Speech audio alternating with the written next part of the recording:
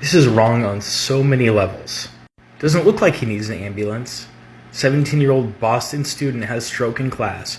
School nurse argues with his mom to pick him up instead of calling 911. So basically, he had all the telltale signs of a stroke in class.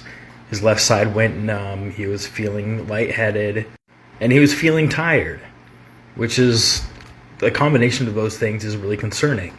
Upon going to the nurse argued with him and told him, nah, that doesn't look like a stroke, you're probably just tired. First of all, working in a school, you need to be looking out for the best interest of your students. Regardless if you think it's a stroke or not, if the student thinks it is, then you send them to the hospital. Don't be a dick and tell him it's something else and the mom needs to come pick him up. That's messed up. She even goes as far to say, well, my professional medical evaluation doesn't look like he needs an ambulance. Somebody should come pick him up. But why? Just call 911. You don't have to pay anything for that. Instead, you're putting your pride first, and let's be honest, bias, and risking a student's life. Second thing is, there's a family history of stroke. And knowing schools, there's always a medical record on file. If she were to just look up the student's file, she would have seen that there's a history that runs in the family. And that should have been enough evidence, but I guess she didn't go through that step. Also, a kid's not going to lie to you about that. They know that that's serious.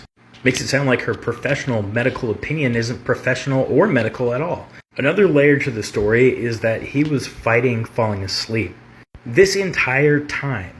And despite them having called 911 finally, they took 30 to 45 minutes to get there. So this whole time he's fighting falling asleep, because if he did fall asleep, he might go into a coma or die. I guess I just don't understand the type of human like that who decides to work in a school and makes calls in that manner. This is also a small part of a larger systemic issue where the BIPOC community has less access to healthcare. And it's likely because of these weird biases that are shown by quote-unquote professionals. In order to affect change, we need to make sure that we're admitting that there's a systemic issue with racism. We can only take action on a problem if we admit that there is one. However, if we continue to be silent, we're just embracing the violent. Anyway, this nurse is just a disgusting human being, and hopefully does not have a job after this. But to be honest, she'll likely still have a job, because the world sucks sometimes.